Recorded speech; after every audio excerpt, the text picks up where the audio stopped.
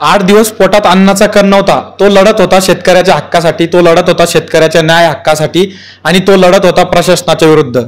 सिल्लोड तहसील कार्यालयासमोर सरपंच मंगेश साबळे यांचं मागील 8 दिवसापासून आमरण उपोषण सुरू होतं। शेतकऱ्यांच्या विविध मागण्यांसाठी त्यांनी आमरण उपोषणाला सुरुवात केली होती। सुरुवातीला या उपोषणाकडे प्रशासन तसेच सर्वांनी दुर्लक्ष केलेलं होतं, मात्र जेव्हा शेतकऱ्यांनी या उपोषणाला वाढता पाठिंबा दाखवला त्यानंतर प्रशासनाला देखील या उपोषणाची दखल घेण्यास भाग पडले।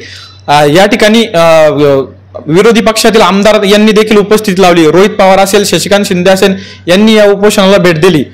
जिल्हाधिकारी तसेच पालकमंत्र्यांनी त्यांच्याशी फोनवर संवाद साधला, मात्र जशी जशी त्यांची तब्येत खालावत गेली तसं या उपोषणाला शेतकऱ्यांनी मोठा पाठिंबा दर्शवला।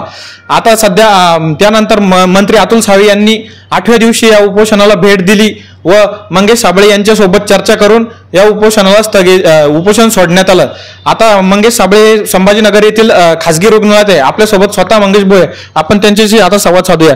भाऊ, काय सांगाल, आपण 8 दिवस आमरण उपोषण केलं, शेतकऱ्याच्या विविध मागण्या होत्या, त्यानंतर प्रशासनाला देखील या उपोषणाची दखल घ्यावी लागली व स्वतः मंत्री अतुल सावे यांनी या उपोषणाला भेट दिली व हे उपोषण सोडण्यात आले, काय सांगाल?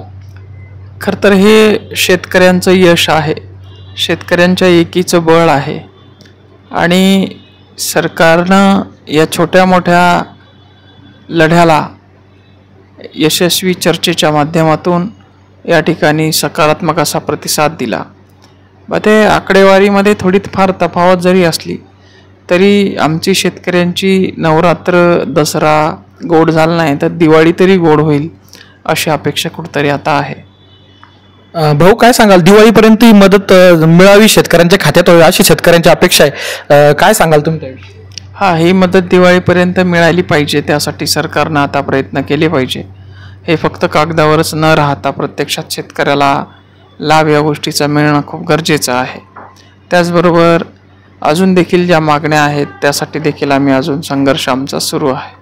नक्कीच पालकमंत्री तसेच जिल्हाधिकाऱ्यांनी आपल्यासोबत फोनवर चर्चा केली, मात्र त्यांनी पाहिजे त्या प्रमाणात प्रतिसाद न देता उपोषणाला भेट देणं आवश्यक होते, तसं केलं नाही, त्याविषयी तुम्हाला काय वाटतं? आता तो एक प्रशासनाचा भाग होता, आम्ही त्यांना विनंती केली यावं, भेट घ्यावी, निर्णय निघावा, काहीतरी आमच्या भावना समजून घ्याव्या, पण ते आले नाहीत। जसं जसा पाठिंबा वाढत गेला तसं तसं प्रशासनाला खडबडून जागा झाला आणि या ठिकाणी याची नोंद घ्यावी लागली। जे मराठी न्यूजसाठी मुख्य संपादक प्रवीण एकंडेसह प्रतिनिधी जगदीश बलांडे, छत्रपती संभाजीनगर।